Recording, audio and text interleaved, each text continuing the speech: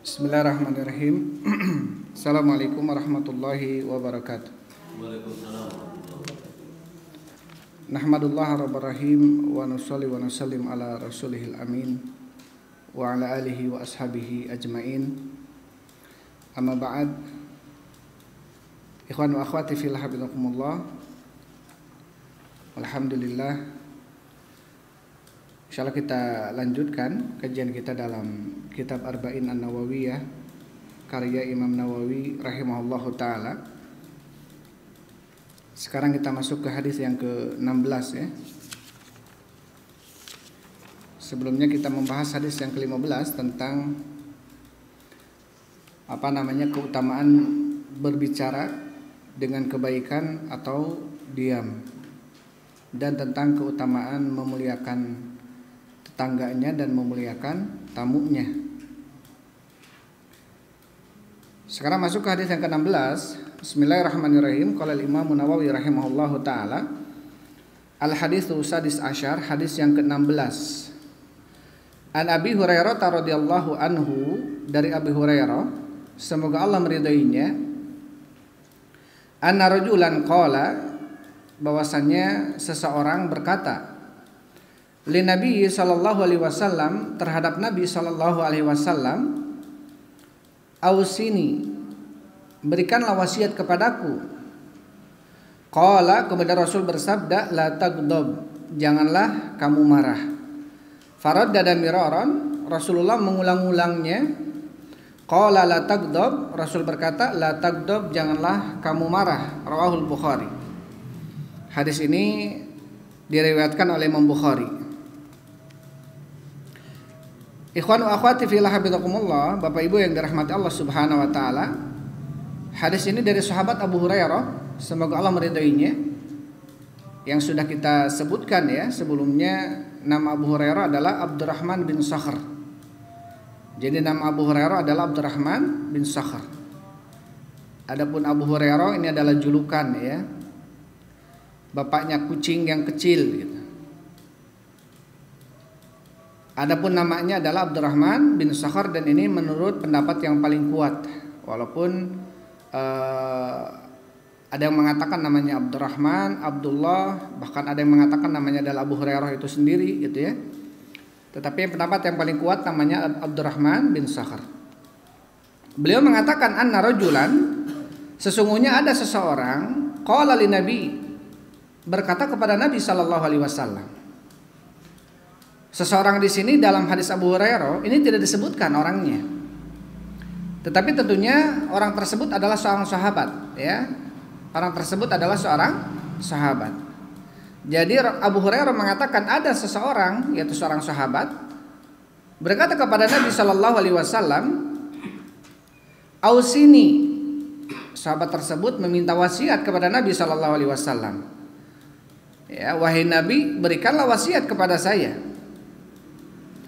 Tetapi di dalam riwayat sebagian ulama mengatakan rojulan di sini, ada yang mengatakan bahwasanya yang dimaksud adalah Abu Darda.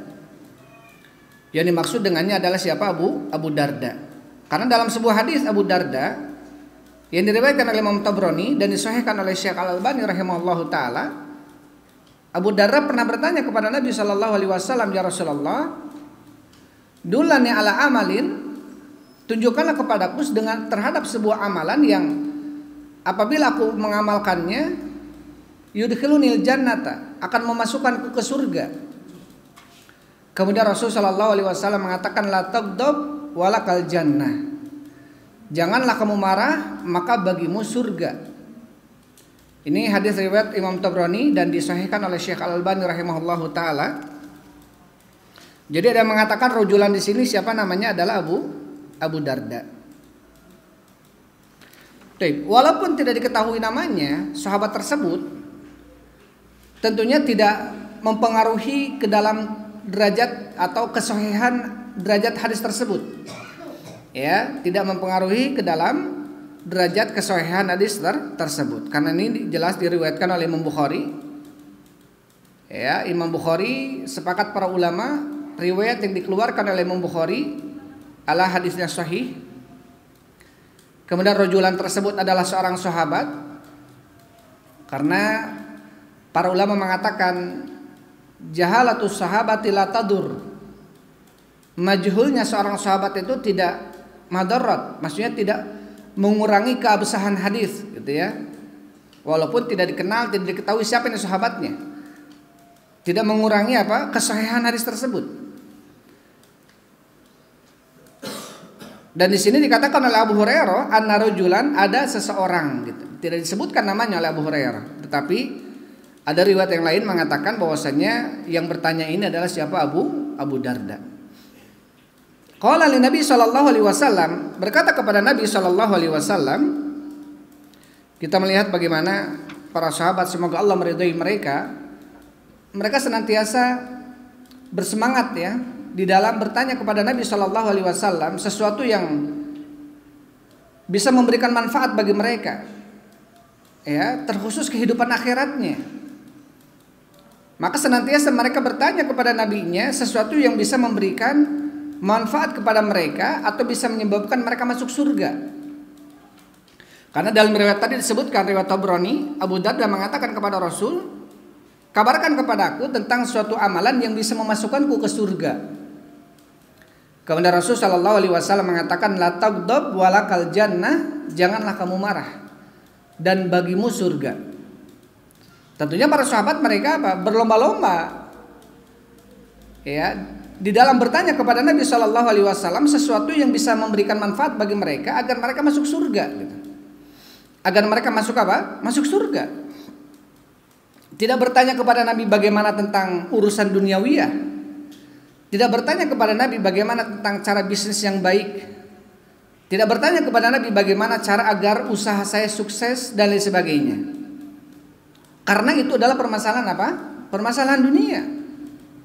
Sedangkan Rasul sallallahu alaihi wasallam mengatakan, antum a'lamu bi umuri dunyakum. Kalian lebih tahu tentang urusan dunia kalian. Ya, dan tentunya dunia di hadapan Rasul sallallahu alaihi wasallam atau di hadapan Allah Subhanahu wa taala, dunia itu lebih hina daripada bangkai gitu. Pernah Rasul sallallahu alaihi wasallam melewati pasar, masuk ke pasar, di sisi kanan dan kirinya para sahabat mengikutinya. Kemudian Rasul sallallahu alaihi wasallam menemukan di pasar tersebut bangkai kambing, seekor kambing. Kambing yang cacat. Di dalam riwayat disebutkan asak udunaih, maksudnya hidungnya patah, cacat hidungnya. Kata Rasul sallallahu alaihi wasallam, atuhibuna anna hadza lakum bidirham?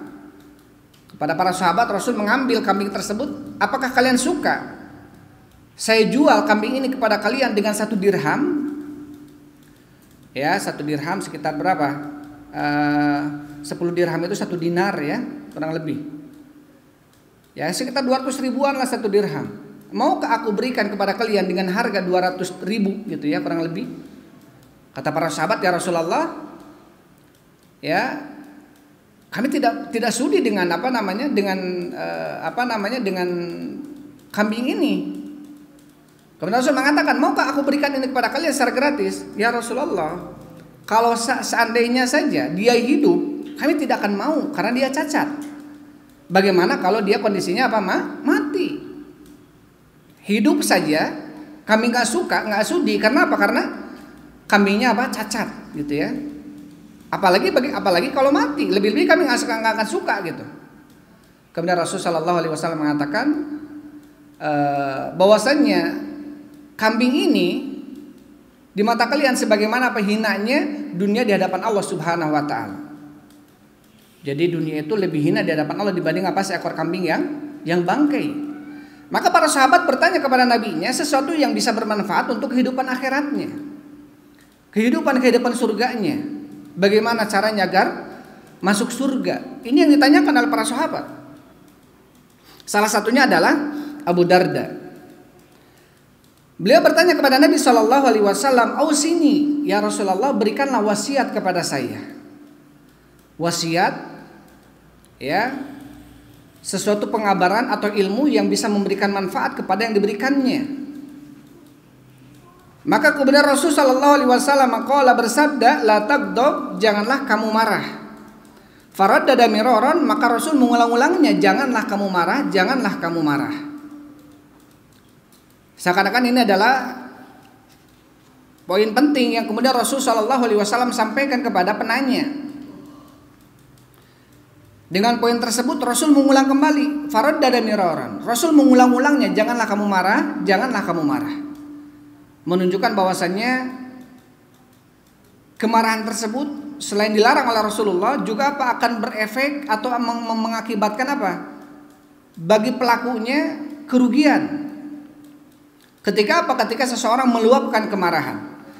Karena dimaksud oleh Imam Nawawi rahimahullahu taala, disebutkan penjelasannya oleh Imam Nawawi, la taghdab ma'nahu la tunfid ghadabaka. La taghdab di sini kata Rasulullah, kata Imam Nawawi apa? Maksudnya la tunfid atau la tunafid ghadabaka, janganlah kamu merealisasikan kemarahanmu.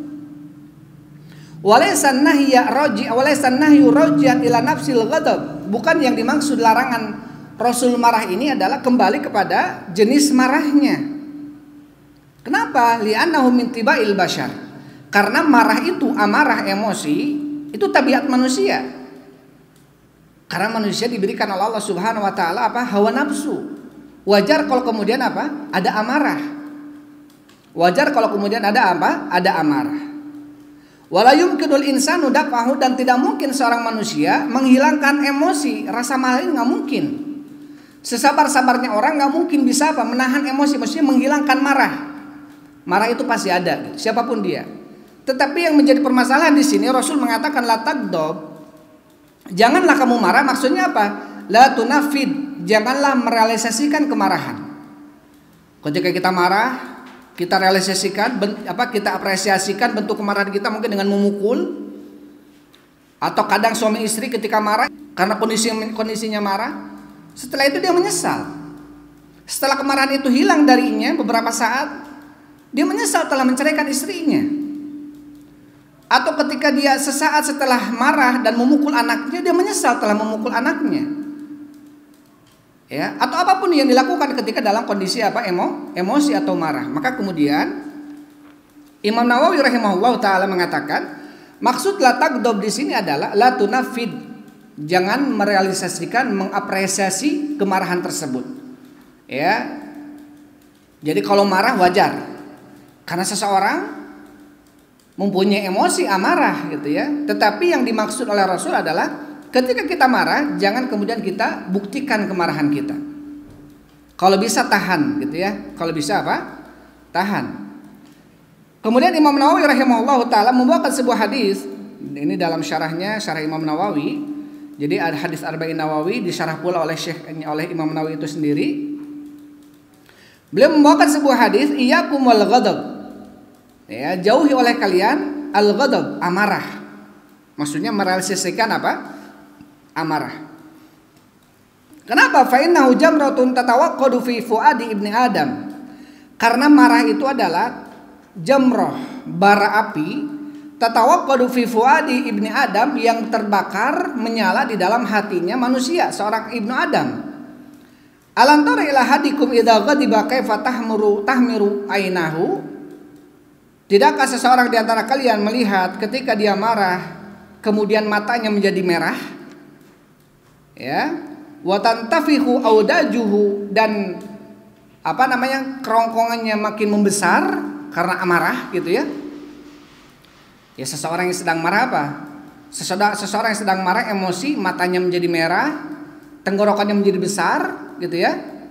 Audajuhu, di sini ada urat yang kemudian urat tenggorokan ini dia menjadi besar. Fa idza ahasa ahadukum bi syai'in min dzalika falyattaji.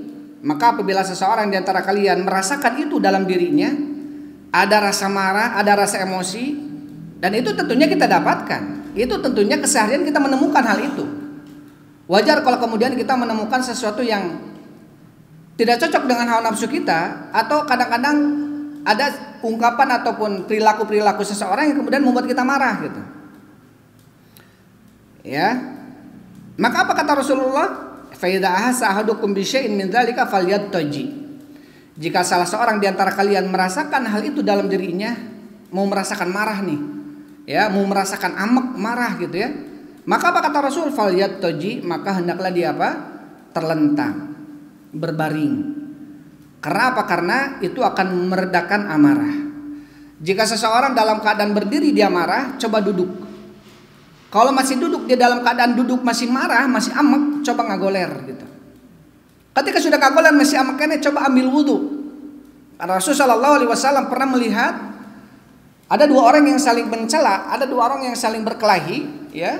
Kemudian Rasulullah SAW mengatakan dalam sebuah hadis, ya, bahwasanya inilah alamu, saya betul-betul mengetahui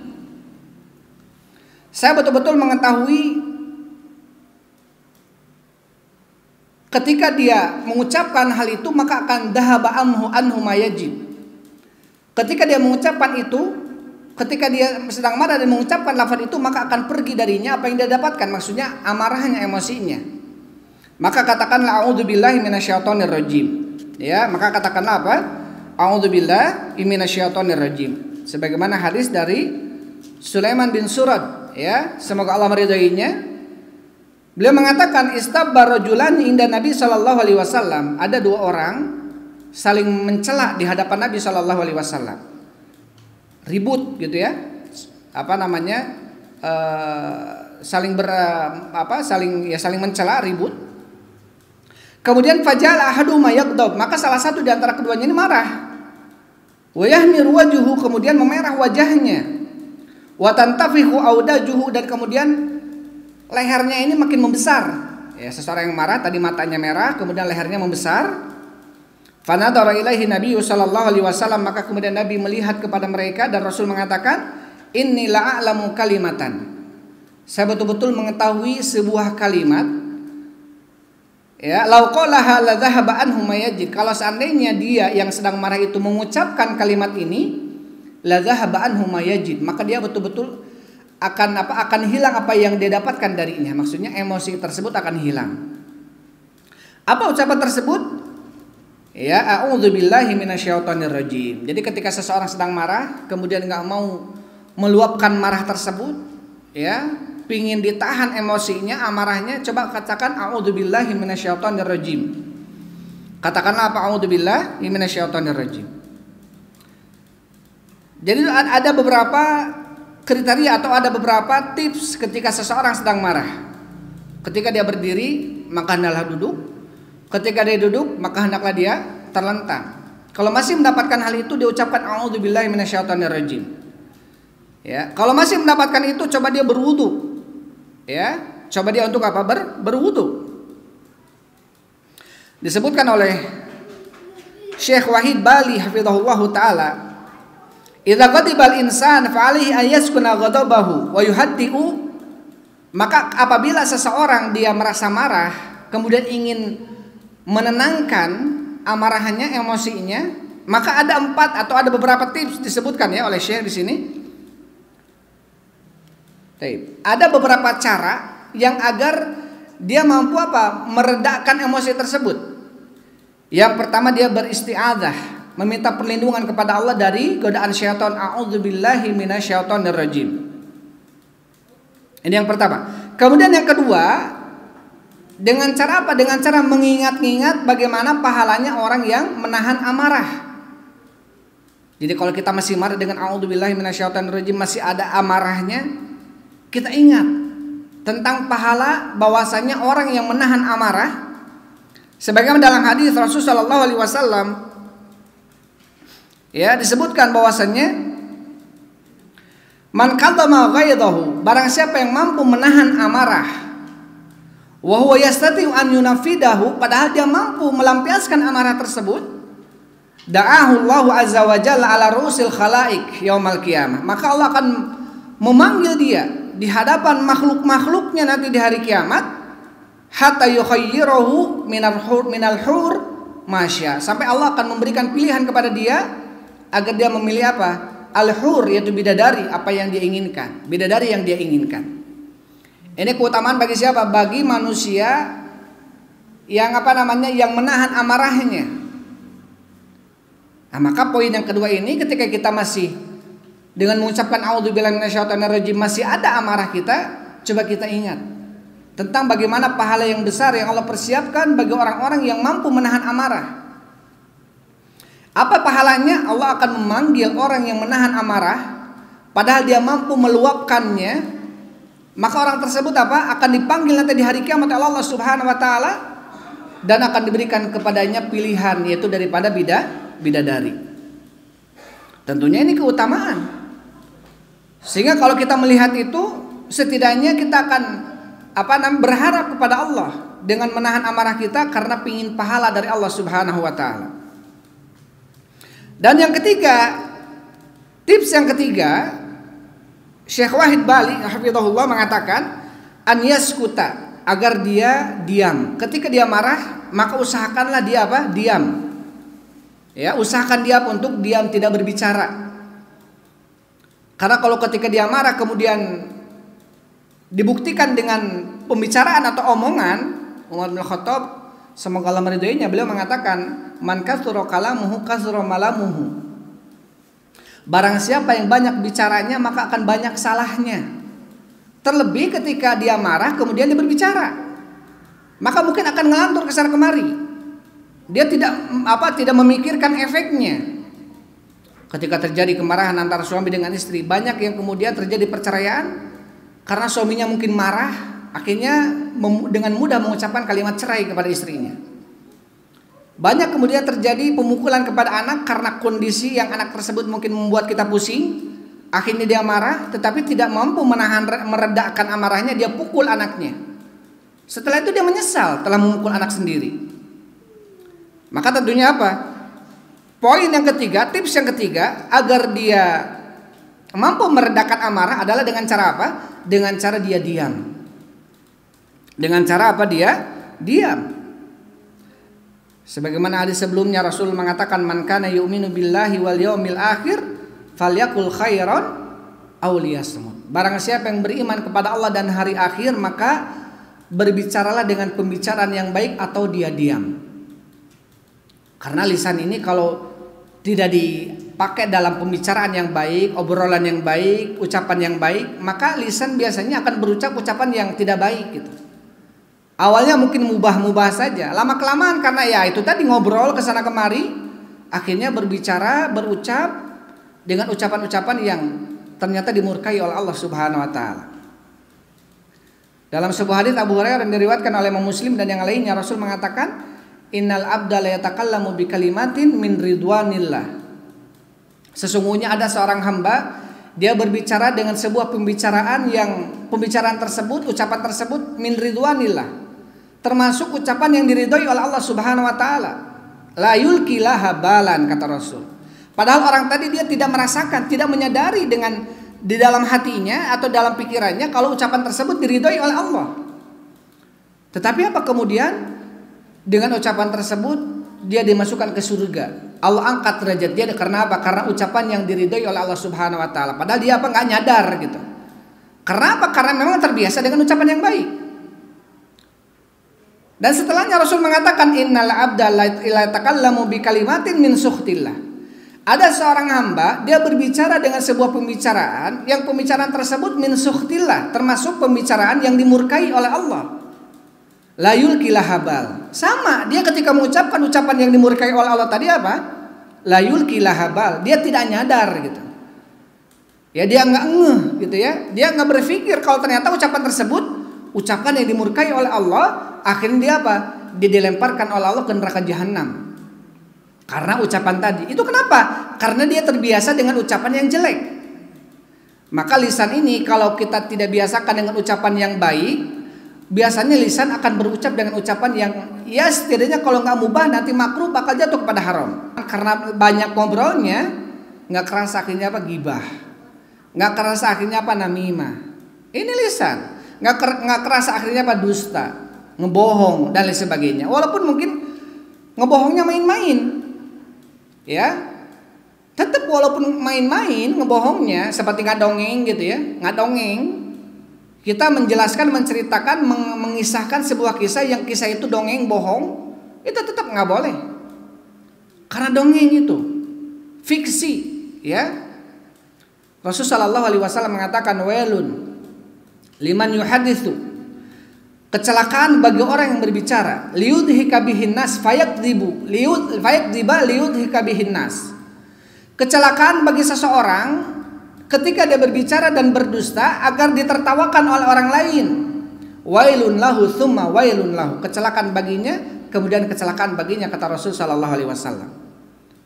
Maka celaka bagi siapa? Bagi orang yang tadinya mungkin ngobrol, dia menghibur manusia yang lainnya, tetapi hiburannya tadi bohong gitu. Atau mungkin dia ngebohong ucapan. Namanya ngebohong ya tetap nggak boleh. Namanya ngebohong ya bohong, dusta ya dusta.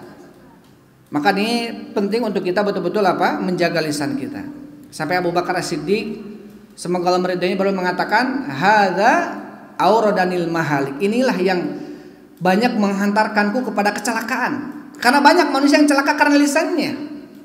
Salamatul insan fi hifdzil lisan. Keselamatan manusia di dalam menjaga lisannya. Ya, maka nggak salah kemudian kalau ada yang mengatakan mulutmu harimaumu gitu ya. Orang-orang kemudian berucap kesana kemari, akhirnya dia menyesali ucapan yang telah diucapkan olehnya. Atau orang-orang sekarang membuat status kesana kemari, statusnya akhirnya dia nyesel ya menulis status itu karena mungkin ada yang menggugatnya, ada yang melaporkannya dan lain sebagainya. Ada yang mengatakan mulutmu harimaumu, ada yang mengatakan sekarang jarimu harimaumu gitu. Ya, ketika beredar media sosial sekarang. Jadi tidak boleh sembarangan kita berucap. Harus dengan ilmu. Jangan sampai bohong. Begitu pula dengan status yang kita tulis. Tidak boleh kita kemudian menyebarkan berita-berita hoax. Karena berita hoax, namanya hoax ya dusta, bohong. Berarti kita menyebarkan berita bohong. Itu tidak boleh. Ya, itu tidak boleh. Walaupun terkadang berita tersebut untuk menyudutkan kaum kufar, kaum munafikin. Walaupun kalau beritanya bohong, ya tetap bohong, nggak boleh tetap. Ya, maka tentunya ini poin yang ketiga, tips yang ketiga agar seseorang bisa meredakan amarah. Ketika dia marah, coba diam. Coba untuk diam gitu ya.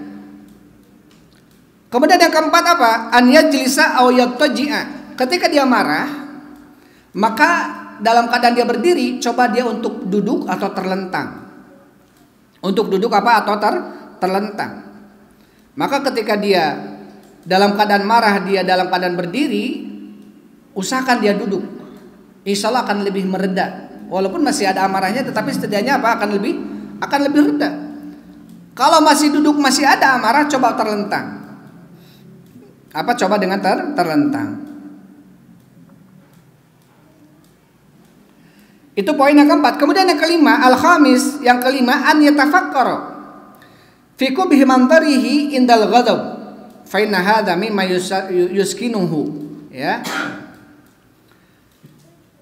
Agar seseorang ketika dia marah memikirkan bagaimana wajah dia ketika dia marah. An yatafakkara, memikirkan fi qubhi mantarihi, memikirkan, membayangkan jeleknya wajah dia ketika dia marah gitu. Saya mengatakan demikian agar setidaknya kalau kita tahu bahwasanya wajah kita akan jelek sekali kalau sedang marah gitu ya. Sudah memerah mukanya, matanya merah, kemudian tenggorokannya besar gitu ya. Sambil ngos-ngosan gitu ya, ketinggali jeleknya. Setidaknya akan lebih meredakan amarah. Amma hadithul wudu indal ghadab fala yasiha minha syai'un fi ma'alamu. Adapun hadis yang mengatakan bahwasanya ada sebuah hadis yang kalau kemudian di antara kalian marah maka basuhlah anggota wudu kalian dengan berwudu. Karena apa? Karena disebutkan ya oleh Imam Nawawi rahimahullahu taala dalam hadis Rasulullah sallallahu alaihi wasallam, innal ghadaba minasyaiton wa inasyaitona khuliqa minan nar. Sesungguhnya amarah itu dari syaitan, dan syaitan itu diciptakan oleh Allah dari api neraka. Wa inna ma yudfi'un naro alma. Sesungguhnya yang bisa memadamkan api adalah air. Fa idza ghadiba ahadukum falyatawadda. Maka apabila seseorang di antara kalian sedang marah, maka hendaklah berwudu. Berwudu. Jadi dalam hadis ini dikatakan bahwasanya ketika seseorang sedang marah maka hendaklah dia berwudu, tetapi hadis ini didhaifkan oleh Syekh Al-Albani rahimahullahu taala. Hadisnya dhaif gitu ya.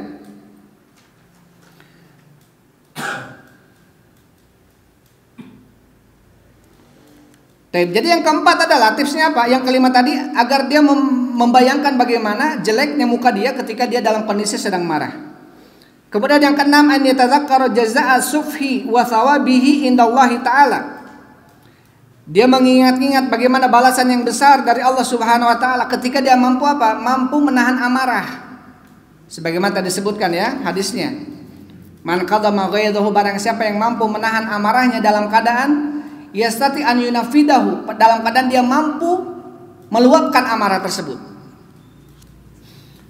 Maksudnya dalam keadaan mampu meluapkan amarah.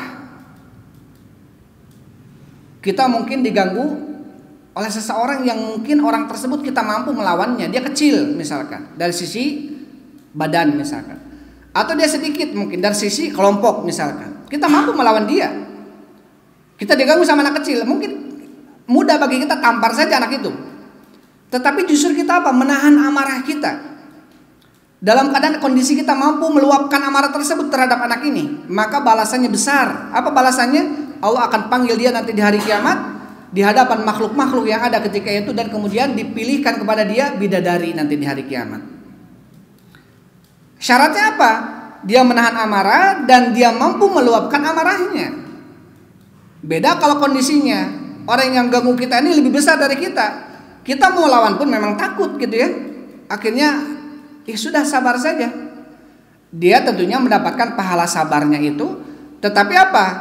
Dia tidak mampu meluapkan amarah karena memang kondisinya apa? Nggak mampu melawannya gitu. Ini dalam kondisi dia marah dan mampu melawan, tetapi dia menahan amarah itu. Maka ini besar pahalanya di hadapan Allah Subhanahu wa taala. Termasuk apa? Termasuk ciri-ciri orang bertakwa. Apa kata Allah Subhanahu wa taala dalam surat Al-Imran? Wasari'u ila magfiratin min rabbikum wa jannatin arduhas samawati wal ardu uiddat lil muttaqin. Ya, bersegeralah kalian kepada ampunan dari Rabb kalian dan kepada surga yang luasnya sebagaimana luas langit dan bumi yang telah dipersiapkan bagi orang-orang yang bertakwa. Siapa yang bertakwa ini? Kata Allah, alladzina yunfikuna fis sarra. Orang yang takwa itu adalah orang yang menginfakkan hartanya dalam keadaan lapang.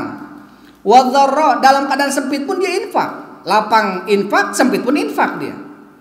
Ya, dan apalagi wal kadzimina ghaidha, dan dia mampu menahan amarahnya.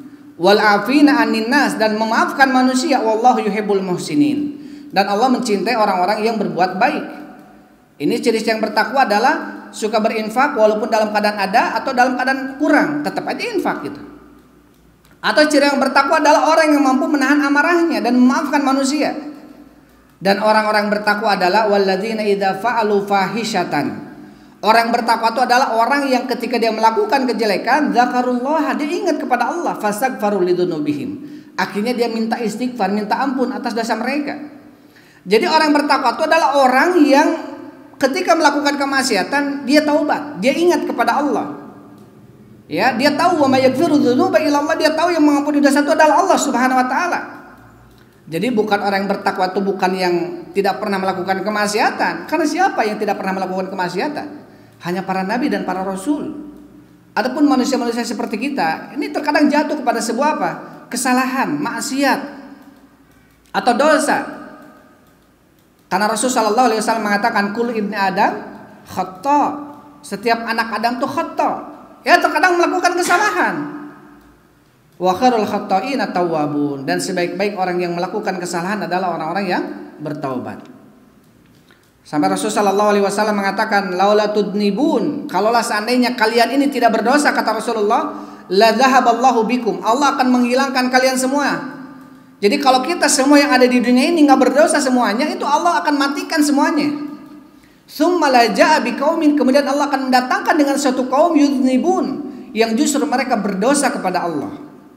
Jadi kalau kita ini semuanya nggak berdosa, takwa semuanya, nggak pernah melakukan kemaksiatan, itu akan dimatikan semuanya. Kemudian akan didatangkan dengan sekelompok orang-orang yang justru berdosa sama Allah. Tetapi apa ketika berdosa? Fayastaghfirun, mereka istighfar sama Allah Subhanahu wa taala. Ya. Ibnul Jauzi dalam Sadul Khatir, kemudian Imam Zahabi dalam Jami'ul Ulum wal Hikam menyebutkan kenapa di sini Allah Subhanahu wa taala justru akan mematikan orang-orang yang enggak berdosa ini, kemudian mendatangkan dengan orang-orang yang berdosa dan beristighfar.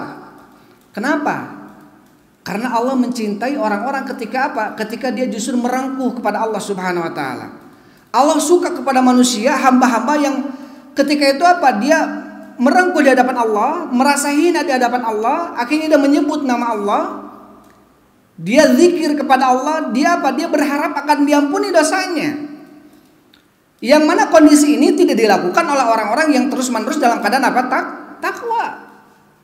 Karena ketika ada seseorang berdosa, kemudian dia istighfar, tahu itu dosa, akhirnya dia kembali kepada Allah, ya Allah, maafkanlah dosa saya, ya Allah saya khilaf, ya Allah, ya Allah. Akhirnya apa? Dia terus merendahkan dirinya di hadapan Allah Subhanahu wa taala. Memuji Allah. Intinya apa? Bagaimana caranya agar diampuni dosanya? Dia akan banyak memuji kepada Allah Subhanahu wa taala dan akan banyak berharap kepada Allah agar diampuni dosanya. Kondisi inilah yang disukai oleh Allah Subhanahu wa taala. Kondisi ketika kita apa? Ketika kita memuji Allah, ketika kita banyak berzikir kepada Allah, ketika kita merendahkan diri kita di hadapan Allah. Allah suka dengan kondisi manusia yang seperti ini. Makanya ketika orang bertakwa adalah orang yang walladzina idza fa'alu fahisyatan aw dzalamu anfusahum dzakarullaha. Orang bertakwa itu adalah orang-orang yang ketika mereka melakukan fahisyah, ya, amalan-amalan kejelekan, kemaksiatan atau mendolimi diri mereka sendiri, kemudian ingat kepada Allah dan beristighfar atas dosa mereka.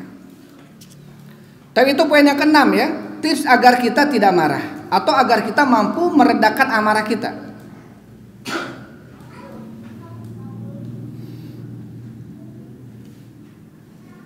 Kemudian cara kita ittiqa amardatillahi wa ma indahu minas sawabil azim. Upayakan kita senantiasa mengharapkan ridho dari Allah Subhanahu wa taala. Dengan kita meredakan amarah kita, harapan agar kita diridhoi oleh Allah Subhanahu wa taala. Maka dengan itu setidaknya akan meredakan amarah kita. Karena apa? Karena emosi itu tabiat manusia. Manusia itu diberikan emosi, nafsu sama Allah Subhanahu wa taala, hawa nafsu dalam diri kita. Wajar kalau kita marah. Ya. Maka di sini yang dikatakan oleh Rasul, janganlah kamu marah, janganlah kamu marah. Maka Rasul mengulang-ulangnya, maksudnya janganlah kamu meluapkan amarahmu, melampiaskan emosimu, yang justru kamu nanti akan merugi, menyesali itu, gitu. Ini yang kemudian banyak manusia-manusia yang kemudian apa? Menyesali karena dia telah melampiaskan amarahnya, ya, karena dia telah melampiaskan amarahnya. Tapi Bapak Ibu rahimani wa rahimakumullah, disebutkan oleh Syekh Muhammad bin Shalih Al-Utsaimin rahimahullahu taala. Kata Syekh Utsaimin rahimahullahu taala, hadis ini Rasul mengatakan la taghdab, janganlah kamu marah. Li'annahu ya'lamu min halin hadzal rajuli wallahu a'lam.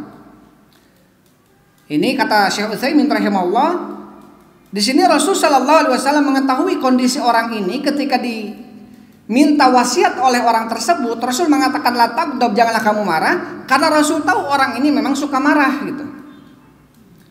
Maka tentunya ini sebagai salah satu bentuk apa? Bentuk bagi seorang mufti, seorang dokter, maka harus pintar di dalam mendiagnosa penyakit. Ketika ada seseorang mufti yang bertanya kepada mufti, maka pertanyaan tersebut harus betul-betul kondisi orang yang bertanya itu. Atau ketika ada seseorang yang pasien, dokter harus tahu diagnosa sakitnya sakit apa dulu, gitu. Maka penting bagi kita untuk mengetahui kondisi seseorang, gitu ya, ketika dia bertanya. Kemudian di sini tadi seperti yang disebutkan ya, la taghdab di sini maksudnya adalah jangan melampiaskan kemarahan, kemurkaan. Walakin al-murad amlik nafsaka indal ghadab. Tahanlah dirimu ketika kamu marah, bihaitsu la tunafidu ila ma yaqtadihi dzalikal ghadab. Yang mana tidak melampiaskan kemarahan tersebut, li'anal ghadaba jumratun atau jamratun yulqiha syaitan fi qalbi ibni Adam. Karena marah itu adalah bara api yang syaitan lemparkan ke dalam hati manusia. Falihada tajiduhu tahmiru ainahu wa tatanfahu audaju. Oleh karena itu kamu akan melihat orang yang marah itu biasanya matanya merah dan tenggorokannya besar. Karena apa? Karena marah itu dari batu atau bara api yang dilemparkan dalam hati seorang manusia. Wa rubbama yadhabu syu'uru bisababil ghadab. Dan terkadang orang yang marah itu enggak ingat apa-apa, gitu. Wa yakunu asya'u la yuhmadu uqbahu wa rubbama yandam. Dan rasa marah itu ketika diluapkan, terkadang dia tidak sadar, tidak menyadarinya. Akhirnya apa? Dia berbuat sesukanya, mengucapkan sesukanya. Akhirnya apa? Yandam, dia merasa menyesal. Yandamu nadban adiman, bahkan penyesalan yang besar. Alamaha salaminhu, atas apa yang terjadi karena dia telah meluapkan amarahnya. Maka penting ya untuk kita berupaya bagaimana caranya agar kita bersabar. Ini dilihat dari sisi syar'i. Dilihat dari sisi tibiah, kedokteran juga memang sangat penting untuk kita menjaga amarah kita, apalagi dalam kondisi yang sudah cukup berumur ya. Bahkan tidak saja berumur, orang-orang muda pun yang banyak terjadi stroke ya, atau banyak terjadi pecah pembuluh darah karena kondisi dia sedang capeknya atau emosinya sedang tidak teratur, dalam keadaan banyak penyumbatan dalam dirinya, akhirnya membuat dia stroke. Ini salah satunya apa? Emosi tadi, amarah tadi. Maka penting bagaimana caranya agar dia senantiasa bisa mampu meredakan amarah. Tadi yang disebutkan oleh Syekh Wahid Bali ya. Beliau mengatakan tentang tips-tips atau poin-poin agar kita mampu meredakan amarah kita. Ini mungkin ya hadis yang bisa saya sampaikan untuk pertemuan kali ini. Ini hadis yang pendek, tapi mudah-mudahan apa yang tadi disampaikan bisa kita pahami. Dan tentunya tentang manfaat daripada menahan amarah tentunya banyak sekali ya. Karena banyak sekali kemudian orang-orang yang menyesali dengan penyesalan yang besar karena dia tidak bisa menahan amarahnya. Akhirnya dia berucap ucapan yang justru disesali setelahnya. Dia melakukan perbuatan yang justru perbuatan tersebut dia sesali setelahnya. Baik, itu saja mungkin bisa disampaikan Bapak Ibu yang dirahmati Allah Subhanahu wa taala. Sebelum tutup, seperti biasa kalau ada yang ditanyakan silakan ya. Fadhol.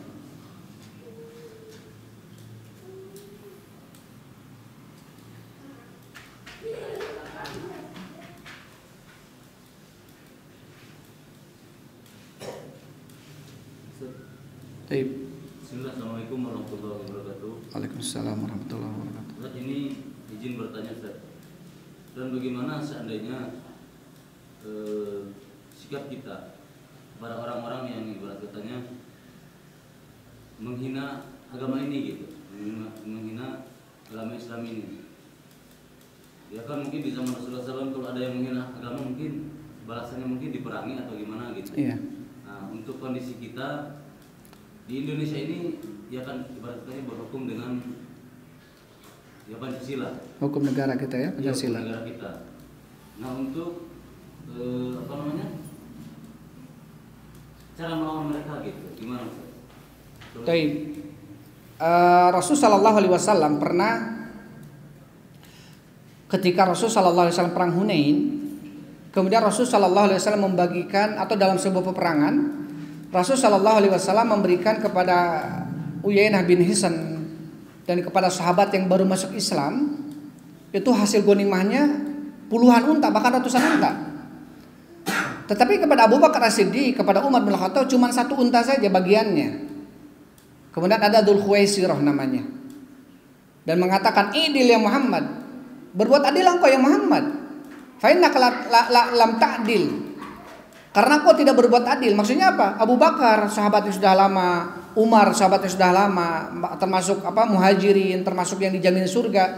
Masa bagian cuma segitu? Tapi Uyainah bin Hisn, satu lagi ada sahabat dua orang ini, diberikan bagiannya justru banyak sekali. Tetapi di sini Rasul melihat sahabat-sahabat ini baru masuk Islam, agar Rasul menta'aliful qulub, agar orang ini hatinya lunak gitu. Maka diberikanlah ghanimahnya yang banyak, bagiannya yang banyak. Kata Rasul sallallahu alaihi wasallam, "In lam a'dil faman ya'dil." Kalau saya tidak bisa berbuat adil, terus siapa yang mampu berbuat adil, kata Rasul. Sampai Umar mengatakan, "Ya Rasul, da'ani adrib unuqah." Dalam riwayat disebutkan Rasul sallallahu alaihi wasallam yahmiru wajhuhu ka'annahu khasir. Rasulullah marah ketika itu. Sampai diriwayat ini hadisnya hadis Umar ya atau hadis sahabat yang lainnya. Sampai diriwayatkan Rasulullah merah mukanya ka'annahu kasir. Seperti apa? Sirf ini saking merahnya gitu. Kata Umar bin Khattab, "Ya Rasulullah, da'ni adrib unuqah." Biarkan saya penggal leher dia ya Rasulullah. Kata Rasul, "La. Fa innahu sayakhruju min hadza min di'di hadza," karena akan keluar dari keturunan orang ini ya, orang-orang yang bermasalah gitu ya.